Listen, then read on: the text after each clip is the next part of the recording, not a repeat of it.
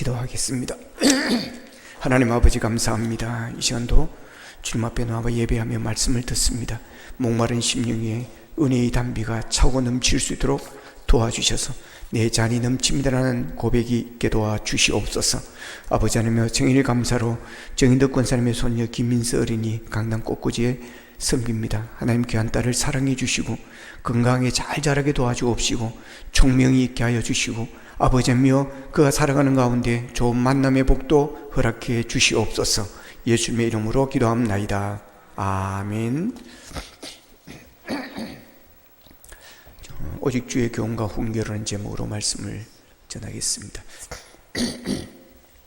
얼마 전에 서울에서 이제 목회하는 목사님 부부를 만나서 식사를 했습니다. 식사를 하는데 이 목사님이 이제 이런 이야기를 했습니다. 성경에서는 자식을 태의 열매는 상급이고 또 수중에 화살통에 있는 화살과 같다. 그래서 지켜주고 보호해준다. 이제 이런 이야기를 했는데 지금 자기는 자식이 원수도 그런 원수가 없다. 이제 그런 이야기를 했습니다. 그러면서 하는 이야기가 얘가 이제 여자친구를 사귀는데 안 믿는 여자애를 사귄다고 하는 거예요. 그러면서 그 걔하고 결혼을 하겠다 이런다는 거예요. 그러니까 이 아버지가 완전히 막 그냥 뚜껑이 열려가지고 막 쓰러져가지고 며칠 일어나지를 못했다는 거예요. 목사님으로서는 막 체면이 많이 아닌 거죠, 이게. 예. 그래서, 야, 이 새끼야, 네 호적파 나가, 네 이제부터 우리 자식 아니야, 이 새끼야. 아빠, 네가, 예, 막 그랬다고 그랬어요. 그래서 진정하시라고 제가 그랬는데 참, 어렵습니다. 목사의 자식이나 장로님의 자식들이 착하고 공부도 잘하고 신앙생활도 잘하고 또 예수 잘 믿는 여자 만나서 좋은 가정 이루고 그래서 떳떳하게 교회 안에서 다 결혼식하고 이렇게 해주면 얼마나 좋겠습니까? 얼마나 좋겠어요. 부모는 다 그렇게 되기를 간절히 바라고 간절히 기도하죠. 저도 새벽마다 와서 기도합니다. 교회를 위해서도 기도하고 나라를 위해서도 우리가 합심해서 기도하기도 하고 또 개인적으로도 기도를 하죠. 근데 자식이 부모가 바라는 대로 우리가 기도하는 대로 되어준다면 좋겠습니까마는 오히려 더 반대로 나가는 그런 자식들이 있습니다.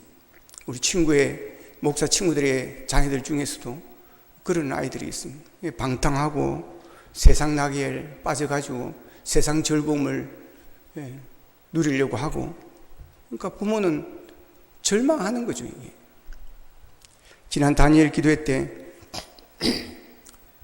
국회의원도 하시고 경기도 지사를 했던 남경필 전 지사의 간증을 들었습니다. 아들이 마약을 해가지고 막 그때 뉴스거리가 되고 그래 스스로 경찰서에 좀 잡아가주라고 좀 가두어 주라고 그래가지고 이제 들어갔다 나왔다가 또 그래가지고 또 감옥에 같이 있다 이제 그런 이야기를 들었어요. 이 아버지 경기도지사 체면이 많이 아닌 거죠, 이게. 그러니까 사람들이 비웃는 겁니다. 왜냐하면 이런 또 국회의원이나 지사나 이런 거는 선거하잖아요, 선거. 그러니까 조롱하는 거죠. 네 아들이나 네 자식이나 잘 키워라, 자식아. 뭔 경기도지사 한다고 이런 식으로 조롱을 하는 거죠. 그러니까 결국 그냥 정치를 접었습니다. 여러분, 경기도지사 다음이 뭡니까, 여러분? 경기도지사 다음 갈 게 뭐예요? 대통령입니다, 여러분. 이 경기도라는 게 엄청난, 서울보다 더 이게 규모가 큽니다, 이게. 다 그렇잖아요. 이재명 경기도지사 지금 대통령 후보죠. 그 앞에 경기도지사 김문수 지금 대통령 후보죠. 가는 길이 정해져 있는 것입니다. 그들의 꿈은 대통령이거든요. 그러나 자식 때문에, 자식이 아니라 자식 놈 때문에 접어요. 얼마 전에 극단적 선택으로 세상을 마감했던 장제원 전 국회의원이 있습니다. 이분도 아들 때문에 엄청 마음고생했습니다. 아들이 음주운전을 해가지고 뉴스거리가 되고, 그 아들의 이름이 뭔지 아세요? 노엘입니다. 노엘. 노엘 노엘 노엘 노엘 이스라엘 왕이 나셨네. 여러분, 이스라엘 뜻이 뭔지, 노엘의 뜻이 뭔지 아세요? 우리 맨날 성탄절마다 부르잖아요. 노엘의 뜻이 뭐예요? 방금 그 안에, 그냥 노래 안에 들어있는 겁니다. 뭐예요? 노엘 노엘 이스라엘 왕이 오신, 예수님이 오셨다는 말이에요. 노엘이 주님이 오셨다는 것입니다. 만왕의 왕으로 예수 그리스도가 이 땅에 오셨다는 거예요. 노엘, 이 대단한 이름입니다. 아마 가수를 하면서 그래도 목사님의 손자고 하니까, 또 뭐 집안이 다 뭐 장로님이고 목사님이고 이러고 하니까 이름을 크리스찬적으로 짓자, 그리고 아마 노예를 지었던 것 같아요. 그래서 가수로서 내가 하나님께 영광 돌리는 가수가 되리라, 아마 이런 마음으로 지었겠죠. 안 그러면 성경적 이름 노예를 왜 짓겠어요? 그런데 이름값을 못한 겁니다. 노예라는 이름으로 가수 활동을 하면서 술을 마시고 말이에요. 그리고 음주운전을 하고, 이런 건 술을 마셨다거나 술을 처마셨다 그러는 거예요. 그래가지고 국회의원 아버지와 할아버지 목사님의 얼굴에 똥칠을 하는 거죠. 참 자식 교육이라는 것에 어렵습니다. 그래서 저희 어머니는 어릴 적에 자식 있는 사람은 남의 자식을 흉을 못 본다 그랬어요. 뭐 누구 집에 연애를 하고 막 누구 집에 뭐가 일어나고, 그 저희 어머니는 늘 하는 말이 그랬어요. 자식 키우는 사람은 남의 자식 말 못한다. 정말 그런 것 같습니다. 사무엘상 2장에 엘리 제사장의 두 아들 이야기가 나옵니다. 엘리 제사장은 사사시대의 마지막 사사요, 제사장입니다. 그에게는 두 명의 아들이 있었습니다. 사무엘상 2장 12절에 보면 엘리의 아들들은 행실이 나빠 여호와를 알지 못하더라 그랬습니다. 근데 이걸 개혁성경에서는 이렇게 말합니다. 엘리의 아들들은 불량자라 여호와를 알지 아니하더라. 제사장의 아들이 불량자라고 하는 거예요. 목사의 아들이 불량자라는 거예요. 이 두 아들 이름은 홈리와 비나왔습니다. 형실이 불량자였습니다. 그러니까 제사장의 아들이 이런 불량자가 되었으니 그 제사장은 얼마나 답답했겠습니까? 보십시오. 자식이 상급이요 수중에 화살하겠는데 이건 원수 중에서도 상원수입니다. 제가 어릴 적에 저희 형제들이 많아가지고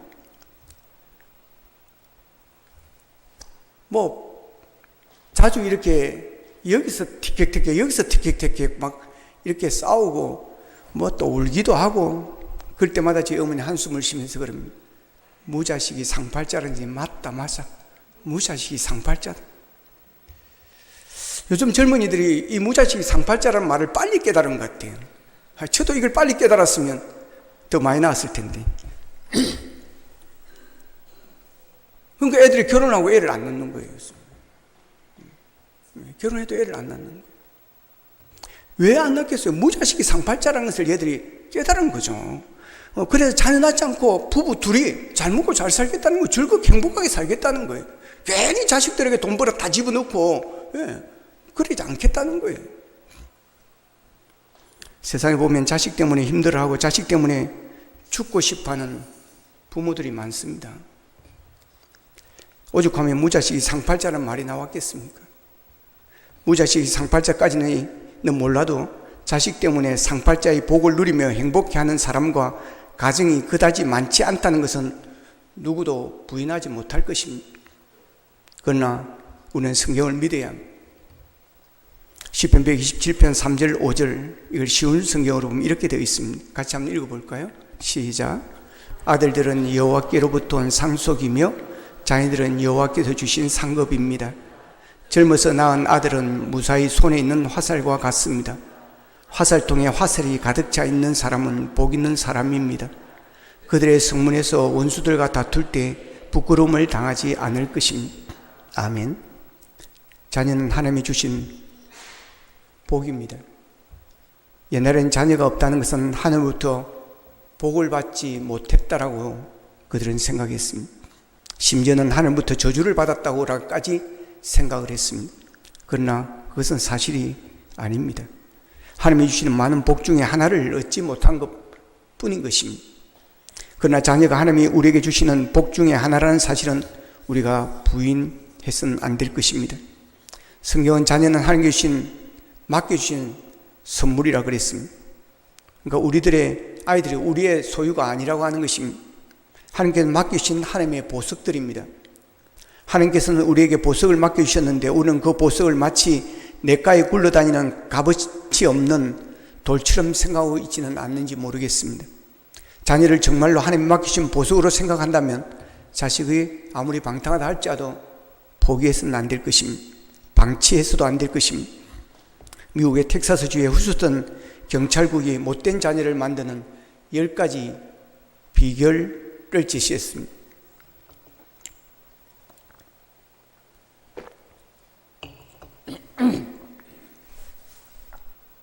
첫 번째입니다. 같이 읽겠습니다. 시작. 아주 어려서부터 자녀가 갖고 싶어하는 것은 무엇이든지 다 주어라. 온 세상 모든 것이 다 자기의 것이 될 수 있다고 착각하면서 자랄 것이다. 둘째, 자녀가 그러면 자기가 재치있는 아이인 줄 알고 더욱 악한 말을 하게 될 것이다. 셋째, 신앙적으로 도덕적으로 어떠한 교육이나 훈련을 시키지 말고 스스로 알아서 하게 내버려 두어라. 그러면 고상함은 사라지고 동물적 본능만 강렬하게 나타날 것이다. 넷째, 잘못된 범행을 책망하지 말고 그냥 두라. 그러면 자동차를 훔치고 교도소에서 갇혀서 사회의 책망을 받게 될 것이다. 다섯째, 자녀가 정돈하지 않는 이불, 옷, 신발 등을 정리해 주어라. 그러면 자기의 책임을 다른 사람에게 미루어 버리는 사람이 될 것이다. 여섯째, 텔레비전 프로그램이나 책, 그림 등 어떤 것이든 마음대로 보게 하라. 그러면 그 마음은 쓰레기통이 될 것이다. 일곱째, 자녀들 앞에서 부부가 자주 싸워라. 그러면 다음에 그들의 가정이 깨져도 당연한 것으로 여길 것이다. 여덟째, 용돈을 달라고 하는 대로 얼마든지 주어라. 그러면 살아가는 동안 쉽게 부패하고 타락하는 길을 걷게 될 것이다. 아홉째, 먹고 싶다는 것은 다 먹이고 마시고 싶다는 것도 다 마시게 하라. 그리고 좋아하는 것은 무조건 다 해주어라. 그러면 딱 한 번만 거절을 당하여도 곧 낙심해서 극단적인 행동을 하게 될 것이다. 열째, 자녀가 교사나 경찰, 성직자의 의견과 대립될 때는 언제나 아이의 편을 대어주어라. 그러면 건전한 사회가 모두 아이의 적이 될 것이다. 이것은 자녀를 어떻게 망칠 수 있는가에 대한 교훈입니다. 자식에 대한 문제는 부모의 책임도 크다라고 하는 것입니다. 어떤 초등학교 남자아이는 하루라도 남을 건드리지 않는 날이 없었습니다. 꼬집고 물고 뜯고 핥혀서 상대방 아이에게 상처를 입히곤 했습니다. 워낙 이 아이의 악명이 높았기 때문에 학부형들은 다 알고 그 반의 아이들이 가는 것을, 같은 반이 되는 것을 꺼려 하였습니다. 하지만 정작 이 남자아이의 부모는 대연했습니다. 자기 집 아이의 길을 죽이면 안 된다고 막무가내였습니다. 문제는 자기 집 아이는 기죽어서는 안 된다고 키우면서 남의 집 아이한테는 함부로 해도 괜찮다며 버릇없이 키우는 부모의 문제입니다. 그런 부모가 그런 아이를 만드는 것입니다. 이것은 자녀의 길을 살려주는 것이 아니라 자녀의 길을 망하게 하는 것입니다. 이런 일이 있었습니다. 나라의 큰 보물을 훔쳐서 사형장으로 끌려가던 죄수가 마지막으로 어머니를 한번 보고 싶다고 그랬습니다. 이 광경을 지켜보던 사람들은 누구나 연민의 정으로 모자의 상봉을 지켜봤습니다. 그런데 사형수가 갑자기 어머니를 만나자 어머니의 길을 물어뜯습니다. 어머니가 나를 사형수로 만들었어요. 왜 내가 처음 남의 집 아이의 연필을 훔쳤을 때 그냥 보고만 있고 가만히 두셨어요 하면서 외쳤다는 겁니다. 이 엄마는 아이를 보호하려고 아이의 길을 죽이지 않고 남의 물건을 훔쳐도 그냥 두었다는 것입니다. 그런데 이 어머니가 몰랐던 것이 있습니다. 바늘 도둑이 소 도둑이 된다는 것을 말입니다. 바늘 도둑일 때 잡아주었어야 했지만 그것을 넘겨버렸기에 결국은 소도둑보다 더한 도둑이 되어 사형장으로 끌려갔던 것입니다. 아들의 나쁜 버릇을 눈감아 준 것이 결국 아들을 그렇게 만들었습니다. 그렇습니다. 아이를 길을 살리는 것도 중요하지만 아이가 바르게 살도록 온전한 사람이 되도록 교육하는 것은 더 중요한 것입니다. 자식 기 죽는다고 나쁜 짓을 덮어주면 안 됩니다. 기가 한번 죽는다고 영원히 죽는 것이 아니기 때문에 그렇습니다. 오히려 바른 교육을 통해서 존경받는 사람으로 성장하게 될 때 그 기는 더 살게 되는 것입니다. 그러므로 자녀들에게 바른 것을 가르쳐야 되는 것입니다. 바른 사람이 되도록 가르쳐야 되는 것입니다. 오늘 성경에서는 자녀를 어떻게 양육할 것인가에 대해서 말씀을 합니다. 4절을 보면 아비들아 너희 자녀를 노엽게 하지 말고 오직 주의 교양과 훈계로 양육하라고 말씀을 하십니다. 오직 주의 교훈과 훈계로 양육하라는 것입니다. 이것은 자녀들을 오직 주의 말씀으로, 오직 믿음으로, 오직 신앙으로 양육하라는 것입니다. 부모는 자식을 잘 키우고 싶어 합니다. 공부 잘하는 자녀로 키우고 싶어 하고, 출세하는 자녀로 키우고 싶어 하고, 뛰어난 자녀로 키우고 싶어 합니다. 물론 그런 것들은 다 좋은 것입니다. 부모는 자녀가 잘 되는 것은 좋은 것이고 기뻐하시고 그래서 기대하는 것입니다. 그래서 그렇게 바라고 기도하는 것입니다. 그러나 그런 것보다 더 중요한 것은 신앙입니다. 신앙으로 바로 서면 하나님께서 부모가 바라는 그런 것들도 선물로 은사로 주실 줄로 믿습니다. 그래서 마태복음 6장 33절에서는 그런즉 너희는 먼저 그의 나라와 그의 의를 구하라. 그리하면 이 모든 것을 너희에게 더하시라고 말씀하십니다. 그런데 사람들은 덤으로 더하여 주겠다고 하는 여기에 생명을 건다는 것입니다. 그러니 얼마나 하나님 보시기에 어리석겠습니까? 자녀교회에 있어 먼저가 영적이고 먼저가 신앙이고 먼저가 믿음입니다. 그래서 부모는 자녀를 주 안에서 양육해야 됩니다. 우리의 자녀가 아무리 세상적으로 성공을 할지라도 그들의 영혼이 지옥불에 떨어지면 무슨 의미가 있겠습니까? 자녀에게 유산을 많이 물려준다고 자녀가 꼭 잘 되는 것은 아닙니다. 성경에 나오는 탕자 이야기를 보십시오. 얼마나 많은 유산을 받아갔습니까? 그러나 결과는 어떻게 되었습니까? 다 탕진하고 나중에는 돼지 우리에서 돼지를 치다가 돼지 먹이로도 배를 채울 수가 없어 결국은 굶어 죽는 지경까지 이르게 되어지는 것 아니겠습니까? 얼마나 비참해졌습니까? 돈이 없어서 그랬습니까? 유산을 적게 받아 그랬습니까? 그 아버지는 부잣집입니다, 여러분. 머슴이 얼마나 많은 집인지 모릅니다. 믿음이 없고 신앙이 없고 하나님이 없는 자의 결국입니다. 돈이 없어서가 아니라 그 돈을 어디에 써야 하는지 몰랐기 때문입니다. 신앙이 없고 믿음이 없었기 때문에 어떤 방법으로 하나님께 영광을 돌리는 것인지에 대한 관심이 없었던 것입니다. 그저 허랑방탕하게 술 마시고 방탕하며 살아간 결과는 결국 그러한 비참함입니다. 그가 믿음에 바로 서 있었다면 그 돈으로 하나님이 기뻐하시는 일을 하였을 것입니다. 하나님의 영광을 위해서 절제하며 열심히 일해서 기업을 이루었을 것입니다. 결국 믿음이 없는 자에게 맡겨진 돈은 터진 웅덩이와 같았던 것입니다. 그렇습니다. 우리가 자녀에게 물려줘야 할 진정한 것은, 귀한 것은 믿음이요 신앙인 줄로 믿으시기를 바랍니다. 그래서 오늘 본문 말씀처럼 자녀들 주의 교훈과 훈계로 양육을 해야 합니다. 그래서 오늘 자녀들에게 얘야 너는 어릴 때부터 하나님 제일주의로 살아야 한다. 무엇보다도 하나님을 잘 섬기는 사람이 되어라. 하나님의 말씀을 소중히 여기며 말씀을 앞세우고 그 말씀에 순종하며 살아라. 나는 내가 공부를 잘한 것도 좋지만 무엇보다 신앙생활을 잘하기를 바란다. 11조는 하나님의 것이니 내게 돈을 벌게 되면 꼭 11조 더 먼저 드려라. 자녀들에게 하나님 우선주의, 하나님 제일주의로 양육해야 할 것입니다. 세계 최고의 부자로 성공했던 록펠러의 유명한 일화를 우리는 알고 있습니다. 어릴 적부터 가난해서 9살 때부터 남의 집에 점원으로 일을 했습니다. 그런가 세계적인 인물이 되고 세계 최고의 부자가 된 것은 어머니의 기도요, 어머니의 신앙 교육이었다고 그렇게 고백을 했습니다. 그래서 세계 최고의 석유의 왕이 되고 대학을 세우게 되고 교회를 세우는 일에 쓰임받았던 것입니다. 제가 어릴 적에 저희 어머니도 저에게 신앙적인 면에서는 엄격했습니다. 저희 어머니는 저를 초등학교 때부터 주일 저녁 예배 그리고 수요 예배를 꼭 데리고 다녔습니다. 그런데 저는 그게 싫지가 않았습니다. 그게 저는 재밌었습니다.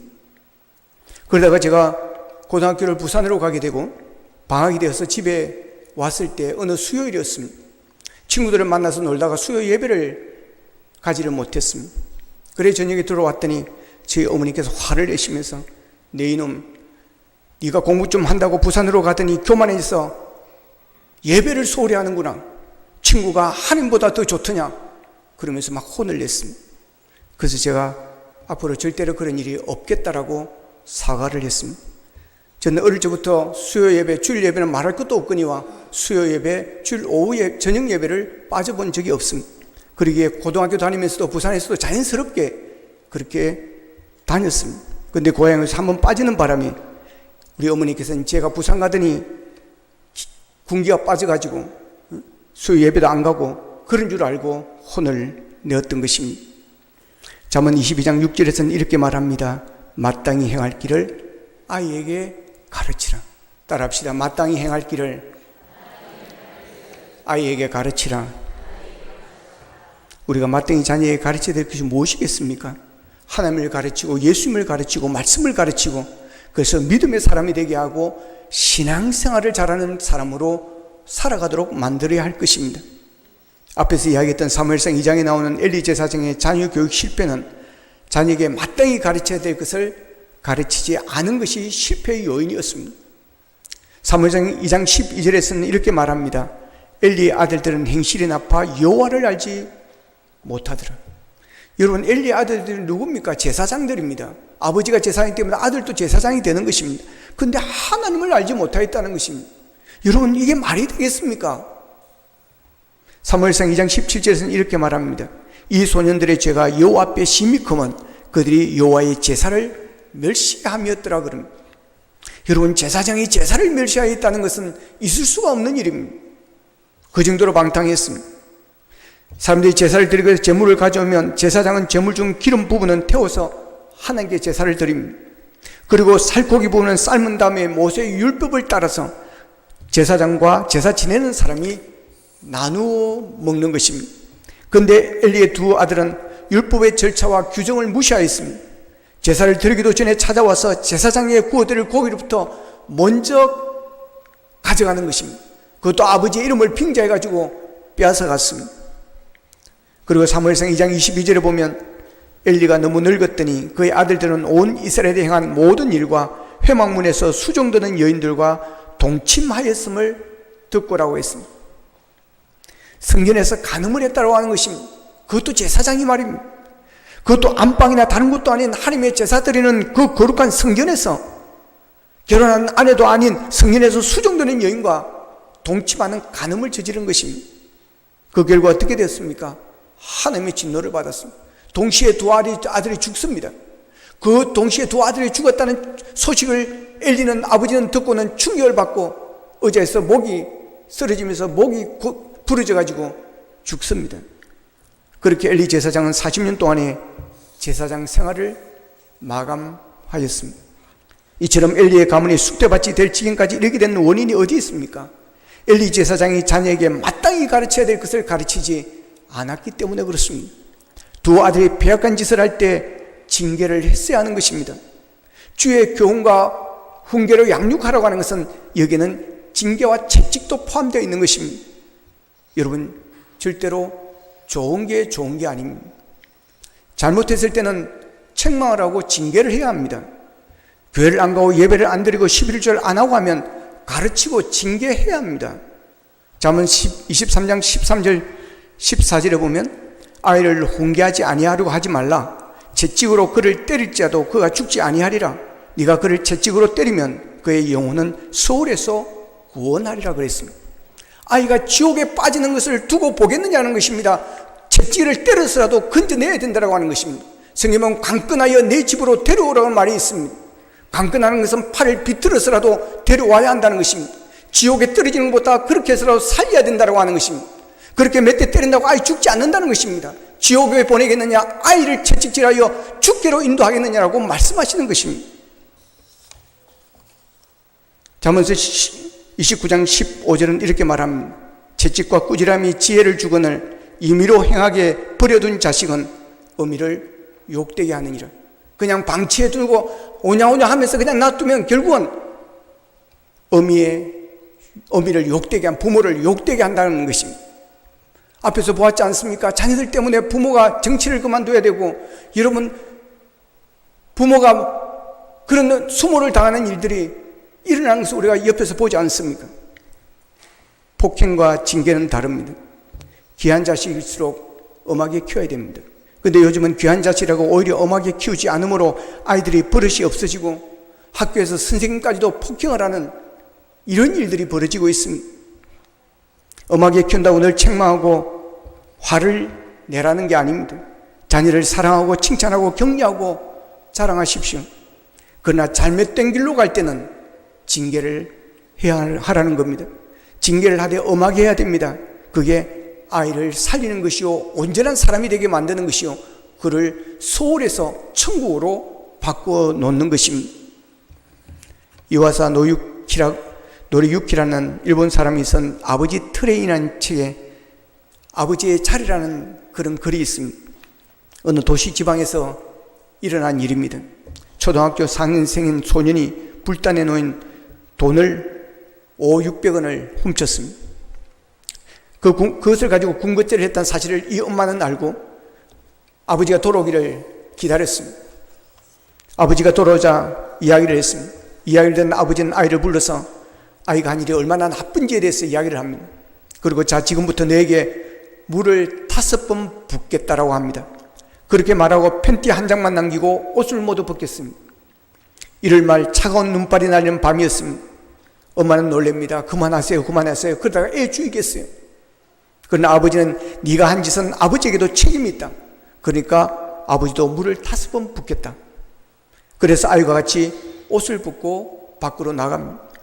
연못에 얼음을 깨서 물을 푼 다음에 먼저 아버지가 5번 뒤집어 씁니다. 그리고 아이에게도 3번을 퍼부었습니다.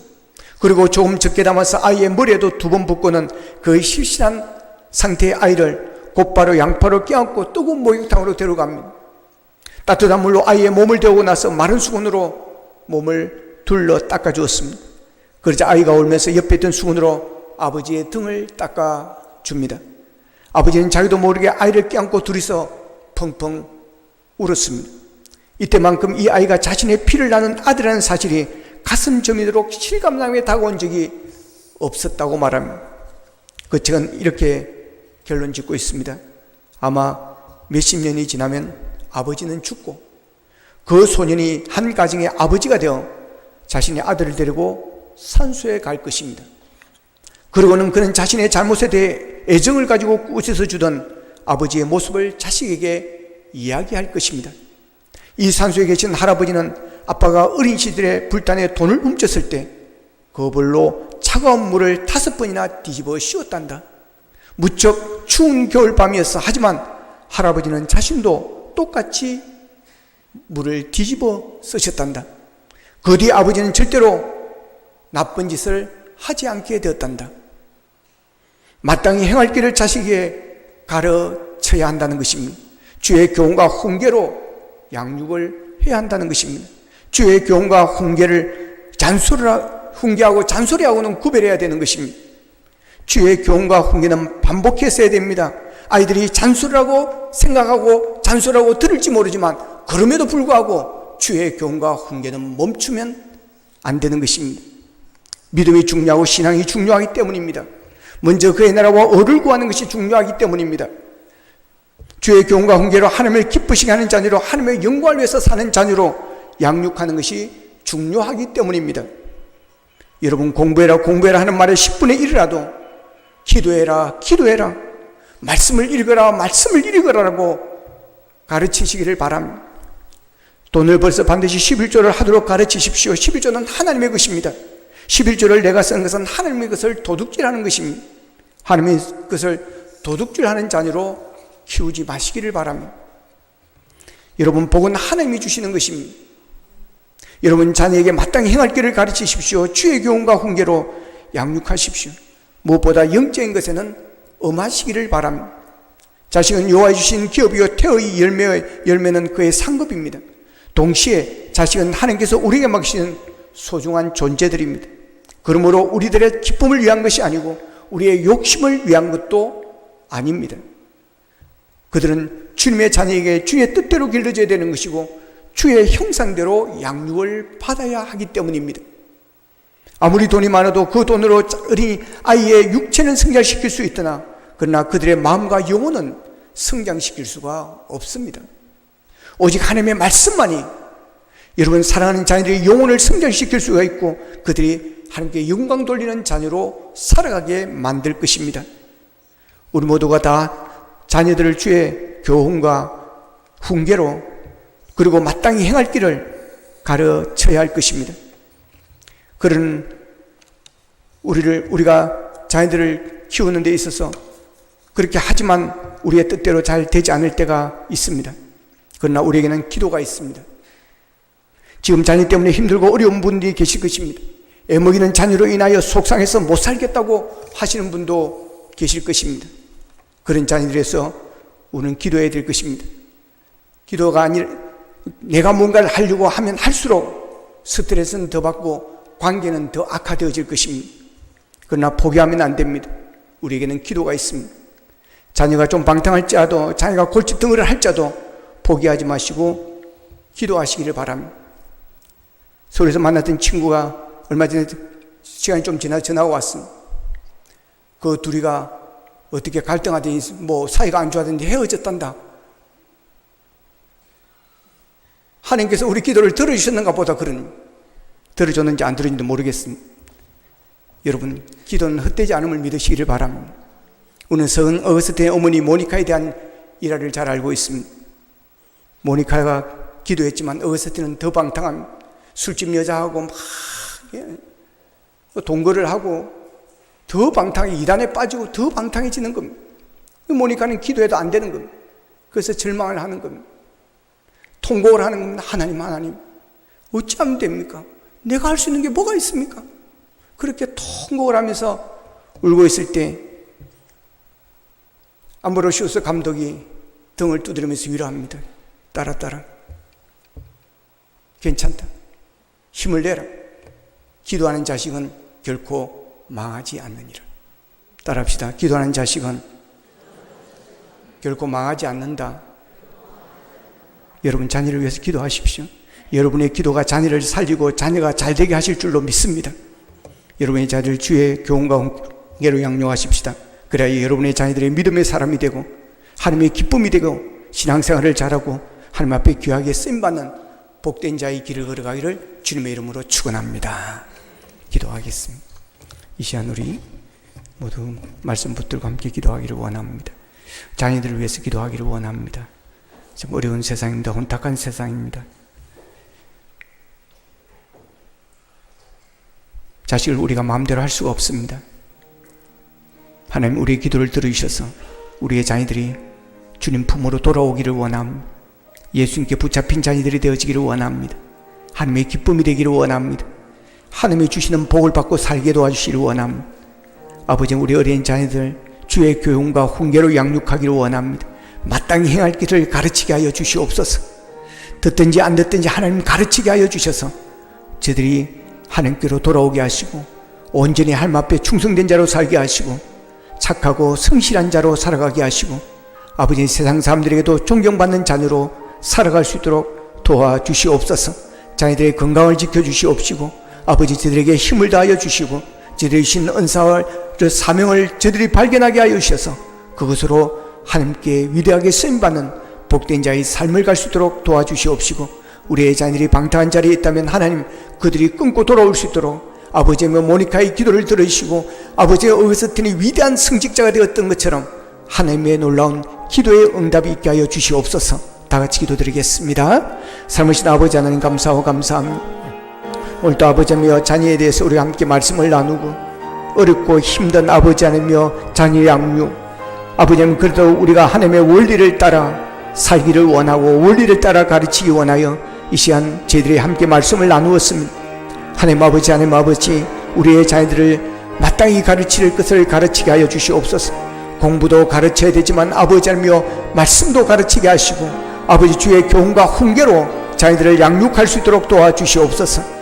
아버지 하나님 자녀 때문에 눈물을 흘린 분들이 있습니다. 하나님 저들의 눈물을 거두어 주시옵소서. 속히 돌아오게 하여 주시고 속히 믿음 가운데 서게 하여 주시고 방탕한 자리에서 털고 돌아오게 하여 주시옵시고 아버지 하나님 앞에 붙잡히는 결단이 있는 역사가 날 수 있도록 도와주셔서 복 있는 자녀가 되게 하시고 시온의 대로가 열리는 복이 있게 하여 주시옵소서. 감사합니다.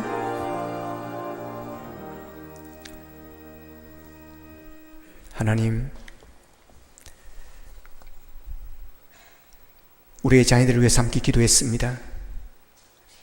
모니카의 눈물의 기도를 들으셨던 하나님 아버지 우리의 기도를 들어주시옵소서.